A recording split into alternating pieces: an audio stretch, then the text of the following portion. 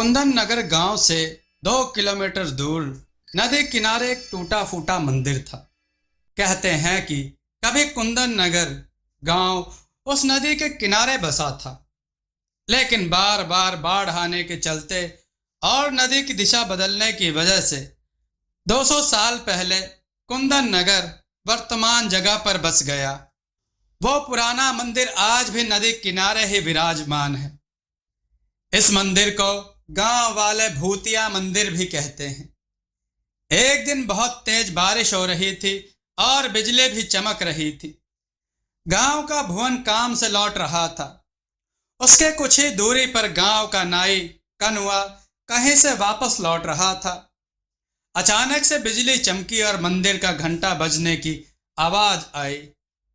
भुवन बोला, हे भगवान, आज क्या अनर्थ होगा पता नहीं, सब सुख रखना। तभी घंटे की आवाज और तेज हो गई और उसके सामने से कनवा नाई उड़ता हुआ मंदिर की तरफ गायब हो गया। भुवन बोला, नहीं, ऐसा नहीं हो सकता कनुआ चाचा। थोड़ी देर में बारिश रुक गई और भुवन भागता हुआ कनुआ के घर जा पहुंचा। भुवन ने कहा, चाची, वो मंदिर। चाची बोली, बताओ रे, भुवन को क्या हुआ? इतना घबराया क्यों हो? सब मंगल तो है ना? भुवन बोला, नहीं चाची, कनवा चाचा मंदिर के घंटे की आवाज में गायब हो गए। चाची बोली, नहीं, ऐसा नहीं हो सकता, कह दो कि यह झूठ है। मेरी आंखों के सामने चाचा मंदिर की तरफ उड़ते चले गए। मुझे माफ कर दो चाची, मैं कुछ नहीं कर सका। सरपंच बोला, धीरज धरो बहू, अब इन गांव वालों को पता नहीं किन पापों का फल मिल रहा है। अगले दिन बंकू बोला, पिताजी, बहुत प्यास लगी है। एक बोतल पानी लाया था, वो दोपहर में ही खत्म हो गया था। रतन ने कहा, जा नदी किनारे जाकर पी ले। बंकू बोला, क्या पिताजी, 1.5 किलोमीटर पानी पीने के लिए जाऊं? क्यों ना हम अपने खेत में एक कुआं खोद लें? मेरे सपने में भी आता है कि हमारे खेत में एक कुआं है। रतन बोला, चल चुपचाप अपना काम कर, जब देखो उल्टा पुल्टा बात करता है, आलसी कहीं का। 1.5 किलोमीटर चलने को कहो तो इनको खेत में ही कुआं चाहिए। अरे, सपना में कुआं दिखता है, कल आलू भी निकालना है, माँ भी आएगी, 2 बोतल पानी भर लाना। बंकू बोला, माँ देखो ना, बोतल से पानी खेत में गिर गया। प्यास लगी है, क्यों ना हम अपने खेत में कुआं खोदें। सचमुच मेरे सपने में दिखता है कि अपने खेत में एक कुआं है। सुनीता बोली, अब तो शाम हो ही गई है, घर जाकर पानी पी लेना बेटा। बंकू बोला, माँ, मैं थोड़ा चेतन के पास जाऊंगा, तुम लोग घर चले जाना, मैं उससे मिलकर रात में घर लौटूंगा। रतन और सुनीता घर चले जाते हैं। बंकू अपने दोस्त चेतन से मिलने जाता है। रात में घर पर सुनीता बोली, बेटी सुमति, पिताजी को थोड़ा खाना दे आ, रात के 9 बज गए हैं, नहीं तो वो सो जाएंगे, पता नहीं है बंकू कहाँ रह गया। सुमति बोली, लाओ माँ, मैं दे देती हूँ। सुमति रतन के पास जाकर बोली, पिताजी, ये लीजिए आपका खाना। रतन ने कहा, ठीक है बेटा, लाओ। बंकू अभी घर लौटा या नहीं अभी तक? सुमति बोली, नहीं पापा, बंकू भैया अभी तक नहीं आए हैं। तभी पुराने मंदिर के घंटे के बजने की आवाज आती है। आज बरसों बाद पुराने मंदिर का घंटा बजा था। रतन बोला, बहुत दिनों बाद आज फिर पुराने मंदिर के घंटे बज रहे हैं, जरूर कुछ अनर्थ होने वाला है, ये बंकू ना जाने कहाँ रह गया। तभी सुनीता दौड़ती ही आती है। सुनीता बोली, अजी सुनते हो, बाहर पुराने मंदिर के घंटे बज रहे हैं, अभी तक बंकू भी घर नहीं लौटा। गजब हो गया, जाने क्या होने वाला है। रतन ने कहा, अरे भाग्यवान, आ जाएगा। घंटे की आवाज सुनी होगी तो अपने दोस्त के घर ही रुक गया होगा फिलहाल। सुनीता बोली, काश आप जो कह रहे हैं वैसा ही हो। सुमति बोली, अरे पिताजी, आप दोनों घंटे की आवाज सुनकर इतना डरे हुए क्यों हो? आखिर बात क्या है उस घंटे में? उसी समय दरवाजे पर कोई दस्तक देता है। सुनीता बोली, लो, आ गया मेरा बेटा बंकू, भगवान का लाख लाख शुक्र है। सुनीता बोली, सुमति जा, भैया आया है, खोल दे दरवाजा। सुमति जाकर दरवाजा खोलती है। सुमति बोली, अरे पंडित जी प्रणाम। पंडित जी बोले, हाँ बेटा, मुखिया जी के यहाँ पूजा करवा कर लौट रहा था, तभी पुराने मंदिर का घंटा बजने लगा तो मैं यहाँ आ गया। रतन बोला, अरे पंडित जी प्रणाम, आइए आइए, अंदर आइए। बड़े दिनों बाद पुराने मंदिर का घंटा बजा है, पता नहीं किस बदनसीब की किस्मत खराब है। पंडित जी बोले, वैसे तुम्हारे परिवार में तो सब सुरक्षित है ना? मुंह क्यों लटका हुआ है तुम्हारा? सुनीता बोली, प्रणाम पंडित जी, देखिए ना, बंकू दोस्त के यहाँ गया था, अभी तक लौटा नहीं है। पुराने मंदिर से घंटे की आवाज आ रही है, चिंता लगी हुई है। पंडित जी बोले, धीरज रखो बहू, कुछ नहीं होगा बंकू को, भगवान भला करेंगे, जहां होगा सुरक्षित होगा। सुमति बोली, लेकिन उस पुराने मंदिर के घंटे की आवाज से सब इतना डरे क्यों हुए हैं? मुझे कोई बताता क्यों नहीं? पंडित जी बोले, ये तो कोई नहीं जानता बच्ची कि वो मंदिर का घंटा अपने आप बजता कैसे है, लेकिन जब भी बजता है गांव से कोई ना कोई लापता जरूर हो जाता है, इसलिए मंदिर का घंटा बजते ही सभी अपने अपने घर में घुस जाते हैं। सुमति बोली, तो इस घंटे को कोई खोल कर हटा क्यों नहीं देता? पंडित जी बोले, जिसने भी घंटे को हटाने की कोशिश की उसी क्षण उसे लकवा यानी पैरालिसिस मार दिया। सुमति बोली, ओह, लेकिन ऐसा होता क्या है? पंडित जी बोले, हमारे पूर्वज बताते हैं कि सदियों पहले उस मंदिर के पुजारी की हत्या चोरों ने कर दी थी और कीमती आभूषणों और मूर्तियों को लेकर भाग गए। सुमति बोली, पर किसी ने पंडित जी की मदद नहीं की।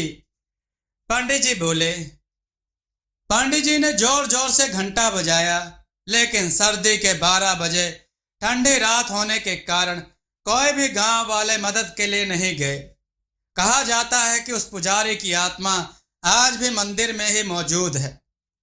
जब जब पुजारी की आत्मा घूमती है, मंदिर का घंटा बजने लगता है और गांव का कोई न कोई व्यक्ति गायब हो जाता है। उधर घंटा बजने के पहले बंकू अपने दोस्त चेतन के घर पर था। बंकू बोला, चेतन, रात काफी हो गई है, अब मैं चलता हूं। पिताजी खाना खाते समय मुझे खोजते हैं। दरअसल मैं और पिताजी रात का खाना साथ में खाते हैं। चेतन बोला, ठीक है यार, तुम्हारे साथ भी पता नहीं चला कि टाइम कैसे गुजर गया, इतनी रात हो गई। तभी मंदिर का घंटा बजने लगता है। चेतन बोला, अरे बंकू, थोड़ी देर रुक जा यार, पुराने मंदिर का घंटा बजने लगा, जरूर कुछ होने वाला है। बंकू बोला, नहीं यार, पहले ही काफी लेट हो चुका हूं, पिताजी मेरे बिना खाए सो जाएंगे, और वैसे भी मैं इस अंधविश्वास को नहीं मानता। ठीक है, चलता हूं, 10 मिनट में घर पहुंच जाऊंगा। चेतन के बार बार मना करने के बावजूद बंकू वहां से अपने घर की ओर चल देता है। जैसे जैसे वह चलता जाता, उसके कानों में पुराने मंदिर के घंटे की आवाज तेज होती जाती। घंटे की आवाज अब उसके कानों में इतनी तेज हो गई कि वह दोनों हाथों से कानों को ढक लेता है, फिर भी घंटे की आवाज उसके कानों में नश्तर की तरह चुभ रही थी। इस दौरान कब उसका पैर मंदिर की ओर चल पड़ा, उसे पता भी नहीं चला। एकाएक वो देखता है कि वो मंदिर के पास खड़ा है और घंटा लगातार बजे जा रहा है। वो कुछ समझ पाता इससे पहले ही घंटा चुंबक की तरह उसे खींच लेता है और घंटे के अंदर बंकू ऐसे समा जाता है जैसे घंटा कोई ब्लैक होल हो। उसके साथ ही घंटे की आवाज आनी बंद हो जाती है। इधर रतन के घर पंडित जी बोले, चलो घंटे की आवाज तो बंद हुई, भगवान करे कहीं कोई हादसा ना हुआ हो। ठीक है रतन, अब मैं चलता हूं, बंको भी तुम्हारा 10-15 मिनट में आ ही जाएगा। रतन बोला, ठीक है पंडित जी, प्रणाम। सुनीता बोली, सुनो जी, टॉर्च लेकर चेतन के यहाँ जाकर देखो, घंटे की आवाज तो बंद हुए आधा घंटा हो गया, बंकू अभी तक घर लौटा नहीं। रतन बोला, तुम ठीक कह रही हो सुनीता, मैं भी जाकर चेतन के घर बंकू को देखकर आता हूं। रतन बोला, सुमति जरा टॉर्च तो लाना।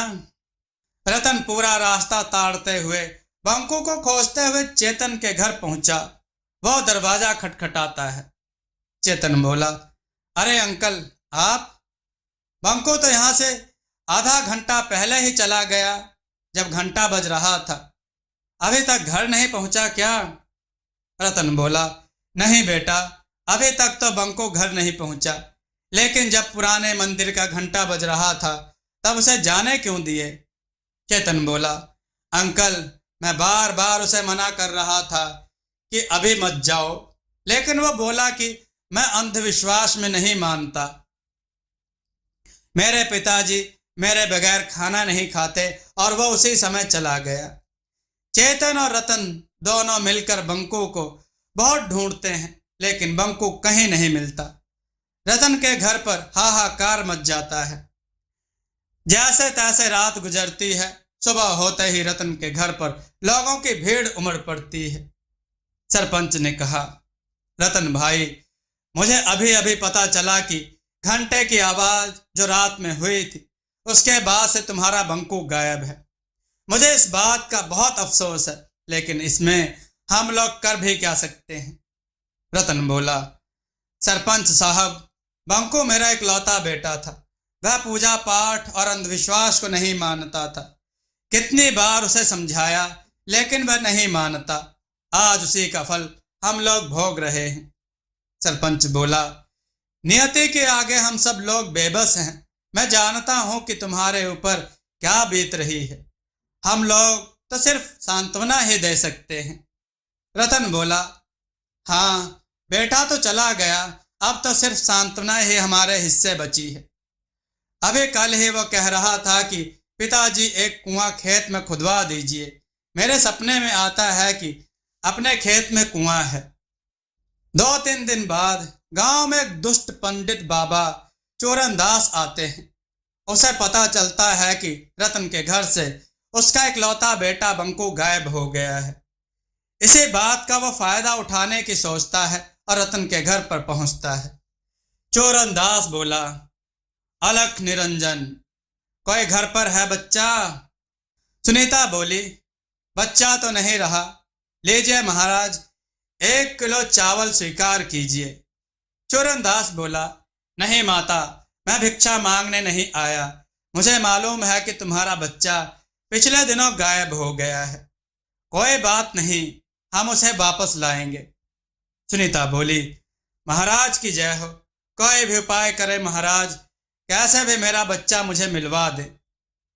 चोरनदास बोला, नारायण नारायण, तुम्हारा बच्चा तुम्हें जरूर मिलेगा माता। बस थोड़ा सा दान पुण्य करना होगा। घर में जितना भी सोना है उसका त्याग करना होगा। सुनीता बोली, महाराज, सोने जैसे बेटे के सामने ये नकली सोना किस काम का? मैं भी आपको घर में रखा सारा सोना जेवर लाकर देती हूँ। सुनीता घर में रखा सारा सोने का गहना लाकर बाबा चोरनदास को दे देती है। सुनीता बोली, ये लो बाबा, मेरे यहाँ जितने भी सोने के गहने थे वो सब मैं लेकर आई। रुको, ये कान में मेरी बाली भी ले लो। मुझे मेरे बेटे से मिलवा दो बाबा।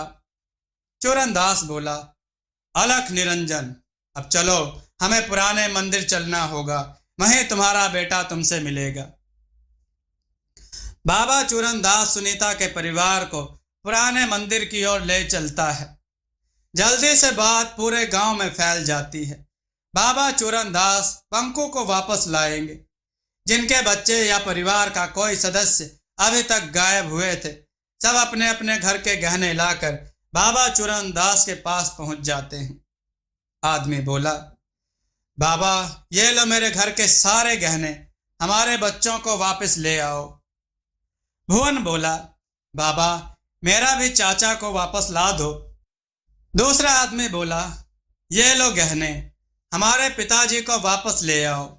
जल्दी ही बाबा के पास सोने के आभूषणों का अंबार लग जाता है। चूरनदास बोला, आप लोग शांति बनाए रखें, सभी को उसके परिजन मिल जाएंगे। अभी हम एक हवन करेंगे। चूरनदास मास्क पहनकर हवन में कुछ भस्म फेंकता है, जिससे पूरे मंदिर परिसर में धुआं फैल जाता है और धुएं में सारे लोग बेहोश हो जाते हैं। चूरनदास फौरन सारे जेवर समेटकर एक बोरे में भरकर भागने लगता है। तभी मंदिर में टगे घंटे से एकाएक किरणें निकलती हैं और चूरनदास वहीं पर अपाहिज हो जाता है। थोड़ी देर बाद सभी को होश आता है। चूरनदास बोला, मुझे बचा लो, कोई मुझे बचाओ, मैं पूरी तरह अपाहिज हो चुका हूं। मैंने तुम लोगों के साथ धोखा किया है। हे भगवान, अब किसी के साथ धोखा नहीं करूंगा। पंडित जी बोले, दुष्ट पंडित, तुम्हारी यही सजा है। तुमने कई लोगों की भावनाओं को धोखा दिया है, अब पड़े रहो यहीं। उधर सुनीता ने रात में कहा था कि उसके बेटे की आखिरी इच्छा खेत में कुआं खुदवाने की थी, इसलिए रतन बंकू को याद कर खेत में कुआं खोद रहा होता है। तभी उसे जमीन के अंदर से कुछ मूर्तियां और आभूषण मिलते हैं। वह इसकी खबर सरपंच और पंडित ज्ञानचंद को देता है। पंडित जी बोले, जरूर यह मूर्तियां वही पुराने मंदिर की हैं जो सैकड़ों साल पहले गायब हुए थे। शायद चोरों ने इसे यहां पर छुपा रखा था। सरपंच बोला, अगर ऐसी बात है तो पंडित जी इन मूर्तियों को गंगा जल से धोकर फिर से वहीं स्थापित किया जाए। पंडित ज्ञानचंद उन मूर्तियों को फिर से पुराने मंदिर में प्रतिस्थापित करवा देता है। तभी जोर से घंटे बजने लगते हैं। सभी लोगों में हाहाकार मच जाता है, क्योंकि सभी आज घर के बाहर मंदिर के पास खड़े थे। तभी अचानक सुमति चिल्लाती है, अरे माँ देखो, घंटे में से बंकू भैया निकल कर आ रहे हैं। पंडित जी बोले, अरे ओ गिरधारी मेरे भाई, बरसों पहले तुम बिछड़ गए थे। जय हो देवी माँ, तेरी लीला अपरंपार है। अरे रामधन भी, सभी लोग निकल रहे हैं। कनुआ की पत्नी बोली, आप आ गए, मुझे यकीन था आप आओगे। घंटे में से गायब हुए लोगों को निकलता हुआ सब लोग देख रहे थे। किसी का बेटा, किसी की बहन, किसी के चाचा, किसी के दादा, सब लोग अपने परिजनों से मिलकर बहुत खुश थे। चूरनदास बोला, अरे मैं ठीक हो गया। जय हो बाबा, जय भगवान, तेरी महिमा तू ही जाने। पंडित जी बोले, चूरनदास, भगवान ने तुझे नया जन्म दिया है, इसलिए इस जन्म में तुम अच्छे कर्म करो। तुम इस मंदिर की देखभाल करो, यही भगवान का आदेश है।